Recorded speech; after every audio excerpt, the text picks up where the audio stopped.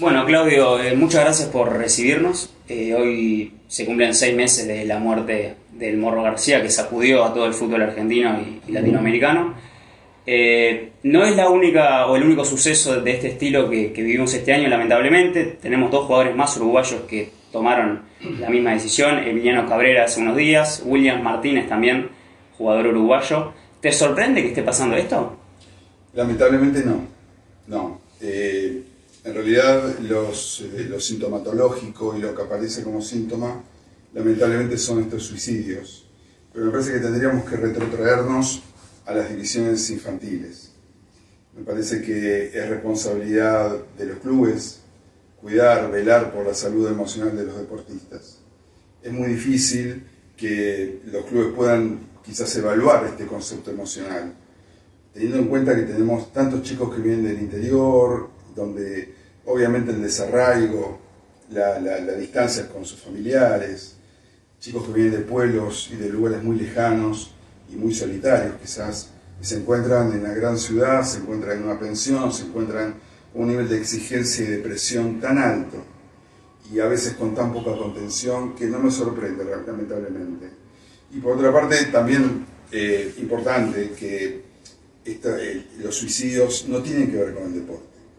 Cualquier acto que tenga que ver justamente con lastimarse, cualquier acto que tenga que ver, en este caso con un suicidio, tiene que ver con profundas bases y con profundas situaciones, que no son puntuales y relacionadas con el deporte, tienen que ver con la estructura psíquica de los deportistas. Por eso me parece importante, fundamental, y si de algo tiene que servir todo este dolor que nos produjo el Morro y estos 2 futbolistas que vos nombraste, es que los directivos de los clubes, los entrenadores, los padres, puedan entender que la salud emocional y la salud psíquica de sus jugadores tiene que ser custodiada, cuidada, velada, contenida por profesionales de la salud que puedan acompañar el crecimiento deportivo, pero sobre todo cuidar los factores emocionales que generan muchas veces depresiones. Mira, algo que a mí me toca como psicólogo deportivo muchas veces gestionar con deportistas elite y deportistas amateur, es el silencio. Muchas veces los jugadores de fútbol, los deportistas, ahora porque estamos hablando del fútbol específicamente, pero yo lo ampliaría a todos los deportes, guardan su dolor, guardan muchas veces lo que tendrían que decir en un espacio terapéutico. ¿Por qué? Porque justamente por un lado, y esto es lo más grave, no existe mecanismo de contención. Es muy difícil que encuentren un espacio donde ser escuchado. Y no estamos hablando de que el técnico lo pueda escuchar, que está muy bien y funciona muchas veces con una buena contención, pero a veces hay situaciones mucho más profundas. Es importante reflexionar. Necesitamos cuidar, sobre todo por los más chicos, por los niños, por las divisiones, por las novenas, por las octavas, por las séptimas, donde los chicos están en pleno desarrollo psicobiológico, formando su carácter, formando su identidad. Más allá del deporte, hay un ser humano que está en formación, hay un ser humano que sufre muchas veces, y justamente a veces por vergüenza, a veces porque no saben, a veces porque tienen miedo que si comparten sus conflictos puedan ser corridos del equipo, se callan. Y justamente el silencio es cómplice del suicidio. El silencio es cómplice de todas las patologías y todas las dificultades psicológicas que un deportista pueda... Y esto es más allá del deporte, tiene que ver con el factor humano, con el sufrimiento humano. Bueno, en esa línea, ¿crees que sigue siendo tabú hablar de depresión en el fútbol? Sí, creo que sí. Ahora hay una nueva camada de directores técnicos que, bueno, quizás por sus propias vivencias, de haber, me consta, muchos entrenadores de primera división, del Nacional, han acudido a profesionales, a psicólogos deportivos. Entonces hay una renovación en el concepto de lo que significa la debilidad y la fortaleza, porque justamente, no solamente la depresión, cualquier situación psicológica, cualquier gestión emocional que se tenga que hacer con un psicólogo, muchas veces es vista como debilidad. Bueno, hablando un poco de cuestiones psicológicas que mencionabas vos recién, más allá de la depresión, en los últimos días en los Juegos Olímpicos hubo un suceso que llamó la atención de muchos, que es el de Simone Biles, una gimnasta muy conocida en Estados Unidos que decidió por su cuenta dejar de participar, producto de la ansiedad, de la presión. También no está muy claro en qué términos hablar desde los medios periodísticos y quizás desde el público en general, pero llevándolo un poquito a la presión. ¿Cómo se describe la presión en el deporte y más precisamente en el fútbol en un ámbito tan de élite? Perfecto. Primero aclarar que depresión no es presión. La depresión tiene que ver con aspectos clínicos, ¿sí? Y la presión tiene que ver con factores externos que de alguna manera impactan en el deportista. Porque ¿cuál es la diferencia entre la psicología clínica y la psicología deportiva?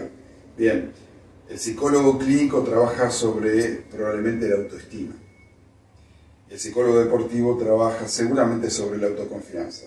Que en algún momento la psicología deportiva y la psicología clínica tienen un cruce, pero en realidad el psicólogo deportivo se aboca fundamentalmente en el rendimiento deportivo y también en el cuidado emocional. Dicho esto, creo que justamente esta atleta ha tomado una buena decisión. Creo que justamente el factor de protección, indudablemente, te diría, estoy casi seguro, que ella ha sido acompañada por psicólogos deportivos. ¿Por qué?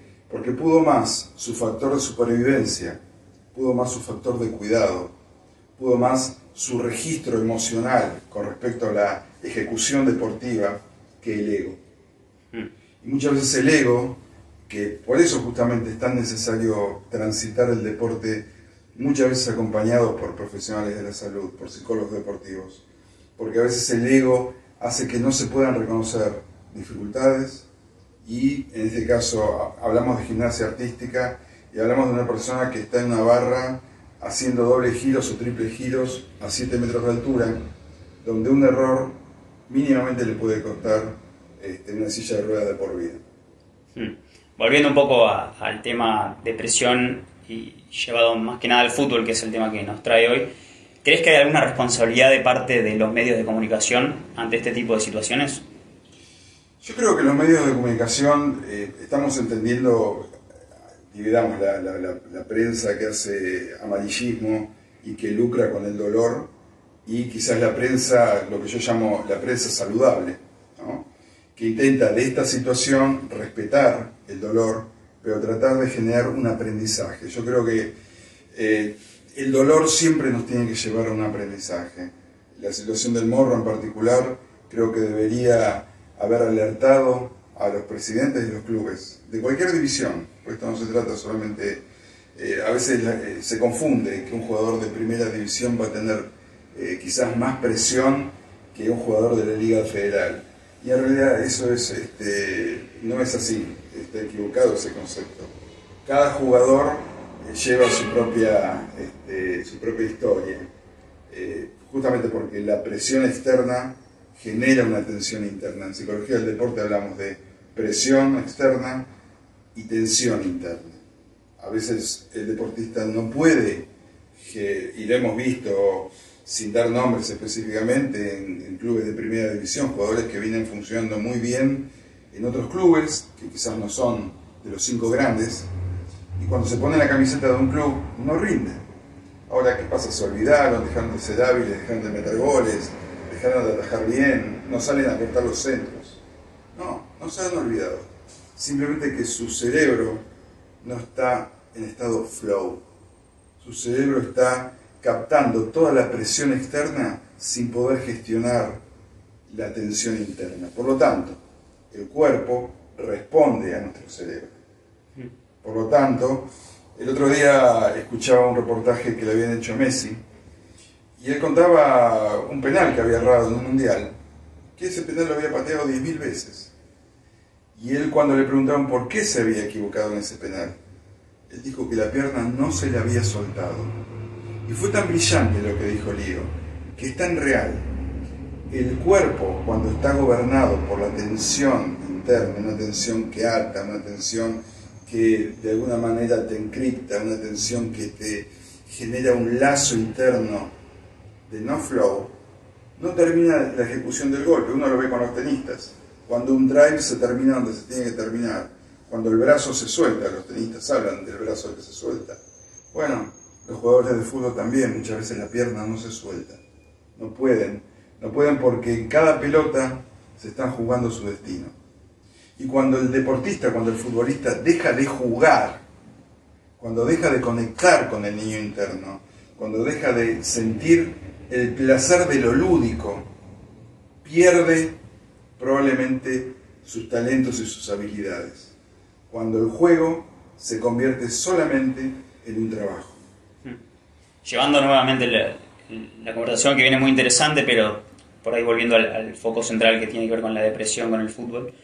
¿Cuánto valor tiene la palabra de jugadores famosos? En su momento Jonathan Cristaldo, contando públicamente lo que había atravesado y lo que implicó para él la ayuda psicológica. El año pasado Wanchope Ávila, en un contexto por ahí muy particular, después de la muerte de Maradona, diciendo ante los micrófonos que contando, revelando una situación familiar en que en plena pandemia un familiar muy cercano también se había quitado la vida. ¿Cuánto valor, cuánto peso tienen estas palabras?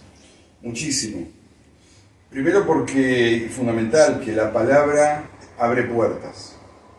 Justamente, grandes dificultades de grandes jugadores han tenido que ver con el silencio. Justamente muchos trastornos emocionales, muchas dificultades emocionales en jugadores de fútbol. En este caso estamos hablando de jugadores, pero siempre aclaro que tiene que ver con el deportista, ¿no? Tiene que ver con el no poder poner en palabras lo que sucede en su mundo interno. Por eso es tan importante que los referentes que están frente a un micrófono, a una cámara, puedan humanizarse. Yo me acuerdo, Carlitos, cuando habló de su papá y dio los motivos por los cuales dejaba. Obviamente Carlitos, después de la muerte de su papá, no estuvo más. Estaba su cuerpo, pero no estaba su alma, sus emociones, sus pensamientos. Más allá de todo lo que entregaba Carlitos como ídolo, como bandera de Boca, él ya no estaba más, se fue con su papá. Entonces, obviamente, el poder hablar, el poder decir, que otros escuchen, que poder hablar libera. Ahora, todo esto tiene que ver con un trabajo de las divisiones infantiles. Yo insisto, creo que cuando se pone un psicólogo en la tercera o en la primera, muchas veces ya es tarde.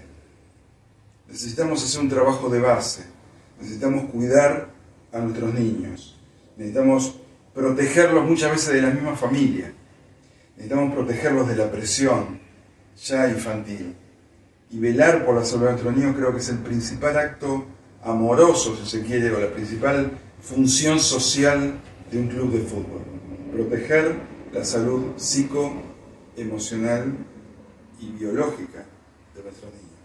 Bueno, ahí te me adelantaste un poco a una pregunta que venía más adelante, que era cómo se baja a acciones concretas. Todo esto que venimos hablando de acercarse más al joven, de por ahí adelantar la edad en la cual se encaran este tipo de problemáticas. Decías recién que una reserva, una primera, por ahí ya es tarde. Es esto justamente entonces. ¿Y cómo lo hacemos en un país, en un contexto donde por ahí faltan recursos, ¿no? Porque a veces hasta ni siquiera el técnico de un equipo de novena, octava división es técnico realmente, sino que termina siendo un padre, un allegado. ¿Cómo se hace? Mirá, te voy a poner el ejemplo del Manchester. El Manchester empieza a trabajar en sus divisiones infantiles con algo que ellos llaman escuela de padres.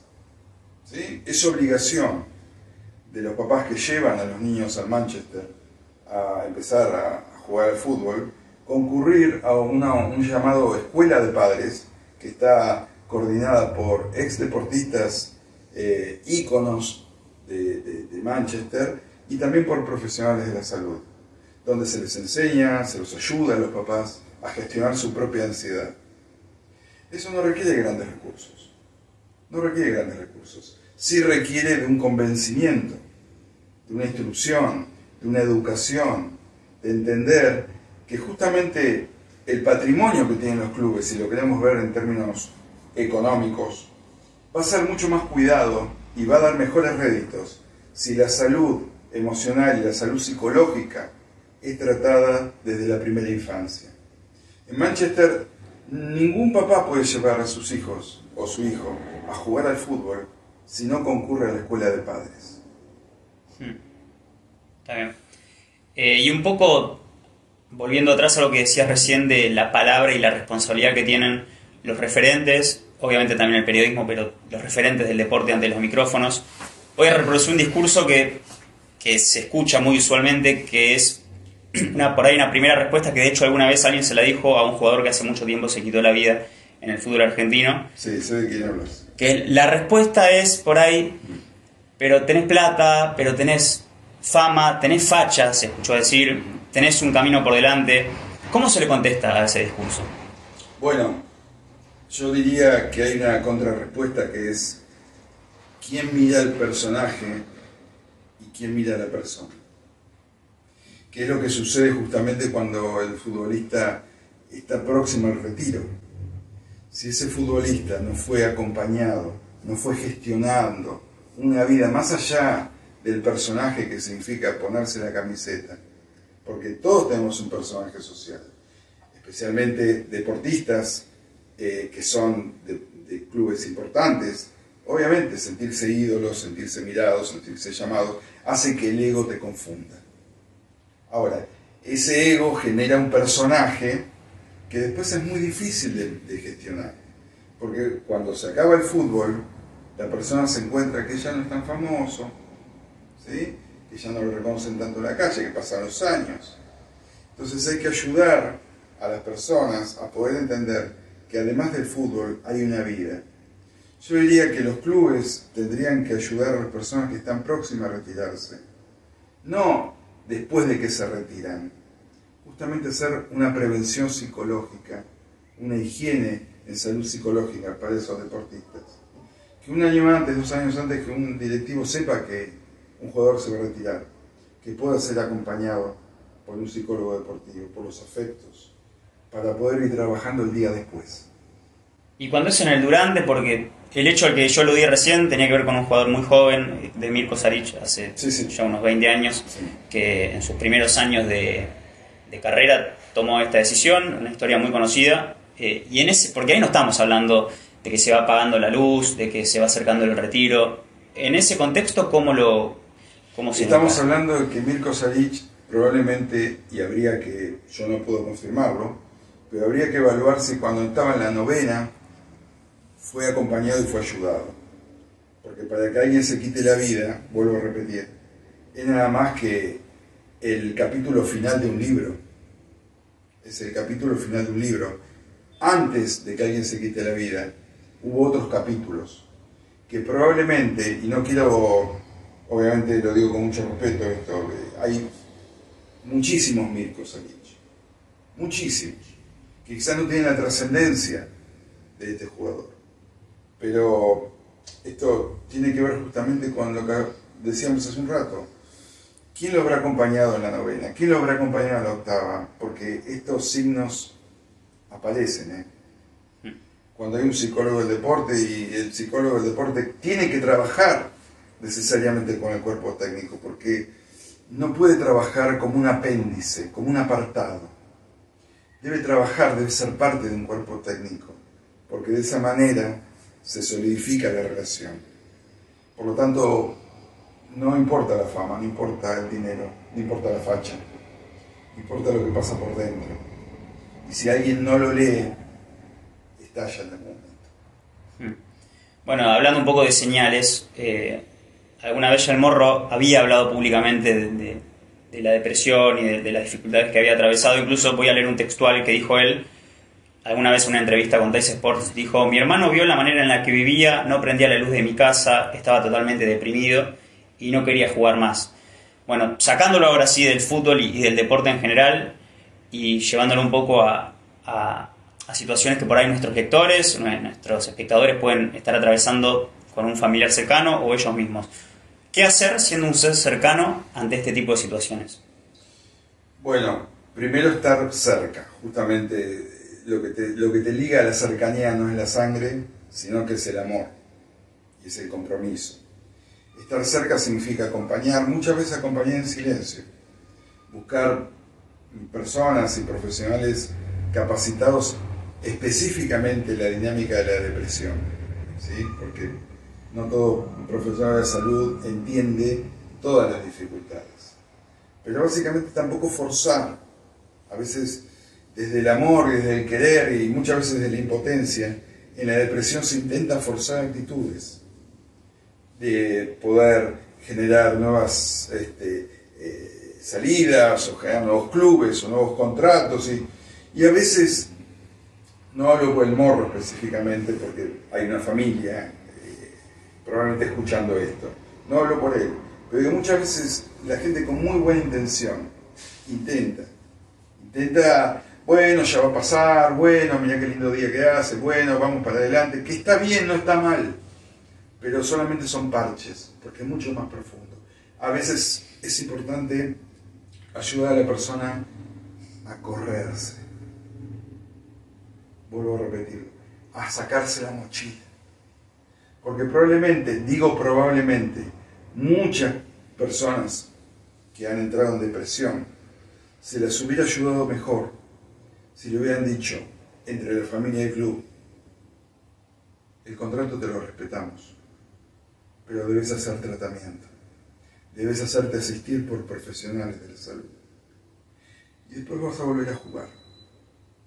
A veces correrse, o ayudar a la persona a correrse del eje de la presión, ayuda también a relajar y probablemente a comenzar un viaje de vuelta. Probablemente. Bueno, vos siguiendo fuera del caso Morro, fuera del deporte, pero siempre hablando en torno a la depresión, ¿qué papel juegan las llamadas drogas sociales, las sustancias? Bueno, indudablemente sí. A ver, tenemos que diferenciar lo que son episodios producidos por el consumo de sustancias a estructuras, en este caso depresivas.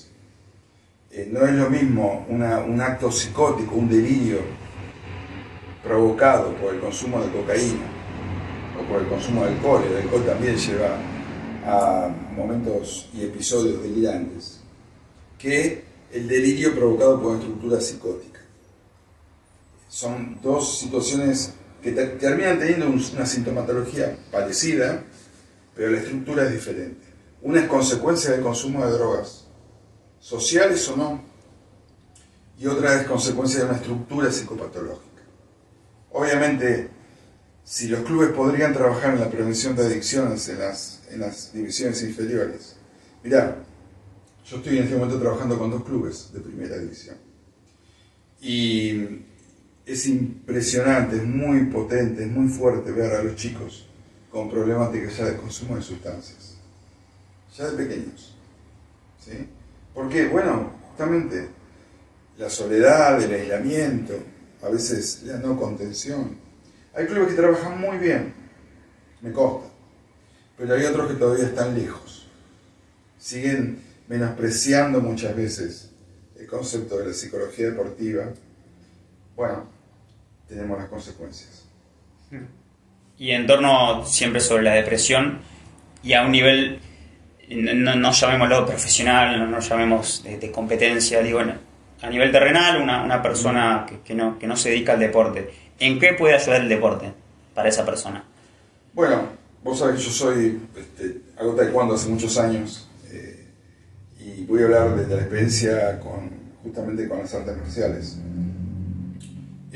Ha ayudado a mucha gente, a muchos pacientes míos con problemas y dificultades. El deporte genera no solamente endorfinas, sino que pone el cuerpo en un lugar diferente. Ayuda a la vinculación, ayuda a la socialización, ayuda a poder generar encuentros con pares, poder verse en otro, poder recibir y dar afecto.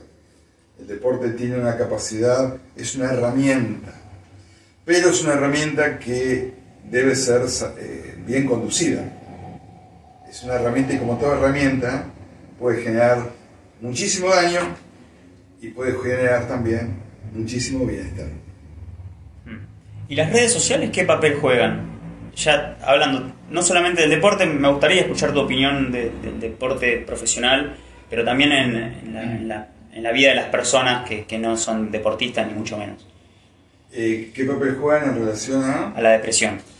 Bueno, mirá, estamos bombardeados por una sociedad de consumo donde genera a veces patrones de lo que se debe ser.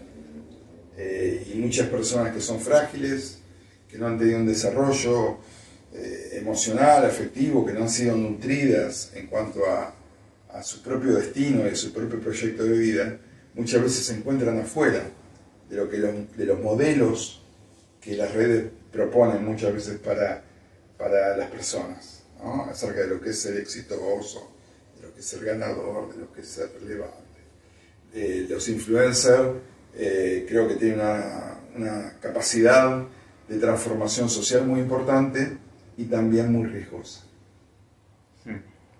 Está bien. Bueno, una pregunta más que me quedó en torno al Morro también. Él había atravesado en su momento, y cuento nuevamente esto, lo hablamos del caso del Morro, pero no hablamos del Morro en sí, sino que hablamos de esto en general. Había atravesado un periodo de aislamiento muy poquito antes de quitarse la vida, que lo alejó de su familia, de sus hijos. Había estado aislado acá en Argentina, no podía volver a Uruguay. La distancia, no solamente en un aislamiento de pandemia, sino la distancia del jugador que se va a jugar a México, que se va a jugar a China, o el que se va a jugar por ahí de Buenos Aires y se va a jugar a Santa Rosa, un Federal A, un Federal B. La distancia, ¿cómo impacta? Bueno, distancia es desarraigo. Y la soledad que genera muchas veces el desarraigo impacta de una manera muy potente. Evidentemente, los jugadores o los deportistas que están solos probablemente sufran mucho más que aquellos que están dañados desde los afectos. Pero evidentemente, yo lo veo en las divisiones inferiores, el desarraigo, la distancia. Pensemos que una persona viene de un contexto social, antropológico, sociológico, absolutamente diferente muchas veces. De un pueblo del norte, de una ciudad del sur, de un pueblo del este, pueblos de 500, 1000, 2000 habitantes, con una dinámica social diferente. Y a veces el aterrizaje es muy duro. Por eso vuelvo a insistir, son aspectos que los clubes tienen que tener en cuenta. No es lo mismo la adaptación psicológica y emocional que después va a afectar en el plano deportivo. Para un jugador que va a estar en una pensión de una ciudad, que para un jugador que va a estar en una pensión de un pueblo muy pequeño y muy lejano. Es terrible y tremendo a veces el desarraigo. Por eso es tan importante el acompañamiento afectivo, el acompañamiento de la cercanía, que los clubes puedan propiciar justamente una contención, una observación, una escucha activa. Escucha activa significa estar 24/7 teniendo en cuenta qué es lo que dice, pero muchas veces qué es lo que calla ese jugador, sobre todo de las divisiones infantiles. Bueno, muchas gracias, Claudio. La verdad que una palabra muy valiosa en una fecha muy significativa tras estos 6 meses, a ver si hemos aprendido algo de todo esto. Yo creo que honrar al Morro, honrar a su familia, es esto, es transformar el dolor, transformar la tragedia en un aprendizaje. Si este debe ser el legado del dolor, es justamente un aprendizaje, para que no haya más muertos.